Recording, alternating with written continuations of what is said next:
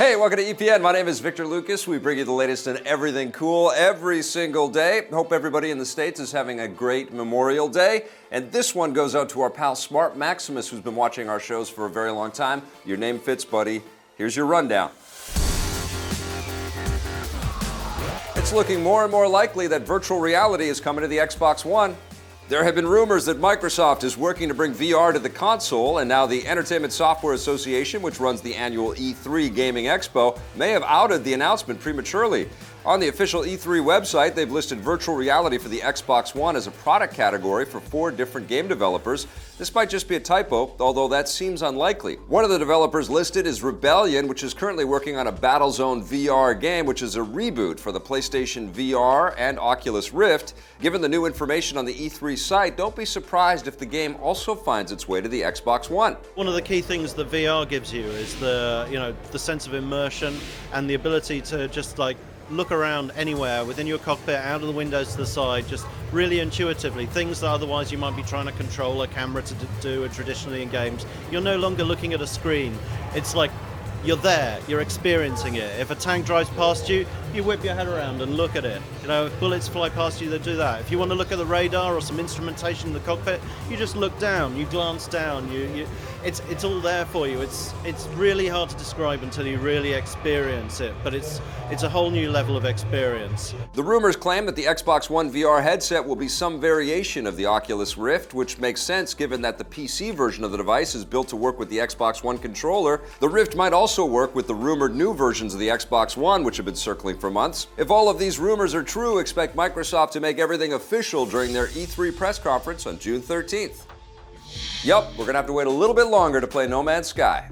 The highly anticipated space exploration game has been delayed. It was slated to hit the PC and PS4 in June, but will now land on August 9th. Developer Hello Games says that they need the extra 2 months to give a little more polish to the game, so thankfully the wait won't be that much longer. Some people are overreacting though, of course. Designer Sean Murray says that he and the rest of the team have received numerous death threats following the delay. Online death threats are obviously not cool, and people should remember that it's a serious crime to make them, even if you're joking. Hopefully law enforcement will find those responsible. For everyone else, you can learn more about No Man's Sky by watching our interview with Sean Murray by clicking on the screen or in the description below. No Man's Sky isn't the only thing being pushed back. 20th Century Fox has officially delayed the final Maze Runner film, The Death Cure, by an entire year. It was originally scheduled to land in February 2017, but will now arrive in January 2018.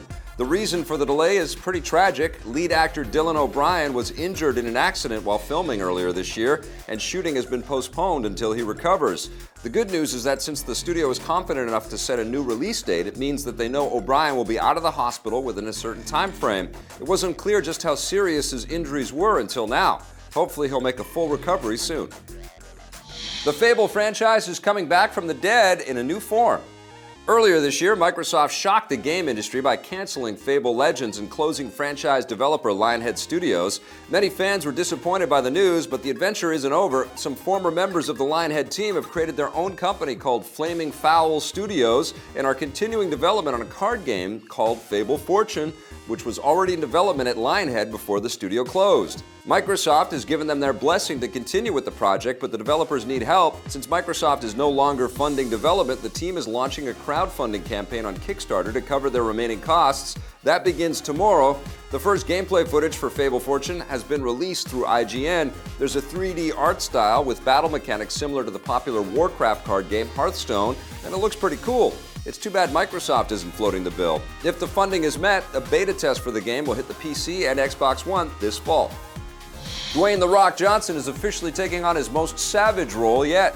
Following rumors, The Rock has officially confirmed that he'll play the heroic adventurer Doc Savage in the upcoming movie of the same name.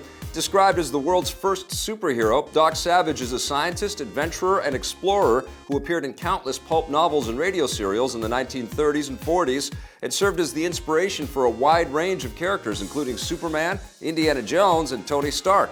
The new movie is being directed and co-written by Iron Man 3 director Shane Black, who's been developing the project for several years. Both The Rock and Shane Black say that they want to play up the more eccentric aspects of the character, and given Black's ability to write clever and witty dialogue, expect the film to have plenty of humor. I loved you in A Christmas Story, by the way. Batman's last movie was so bad, even his loyal butler Alfred has disowned it. Speaking with British tabloid The Daily Mail, Batman vs. Superman actor Jeremy Irons, who played Alfred Pennyworth, admits that the film deserved the critical panning it received, adding that the story was very muddled and overstuffed with too many ideas, characters, and subplots.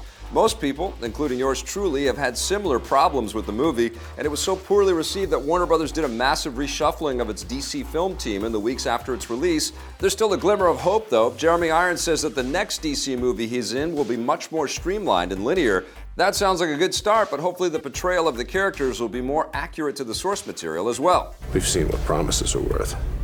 And that wraps us up for our rundown today, everybody. Thanks for watching. We'll be back tomorrow with a brand new one. There wouldn't be a damn thing we could do to stop it. Hey, thanks for checking out that video on our EPN channel. It's just one small part of the things that we make around here. So if you liked it, don't forget to check out some of our other vids and hit that subscribe button.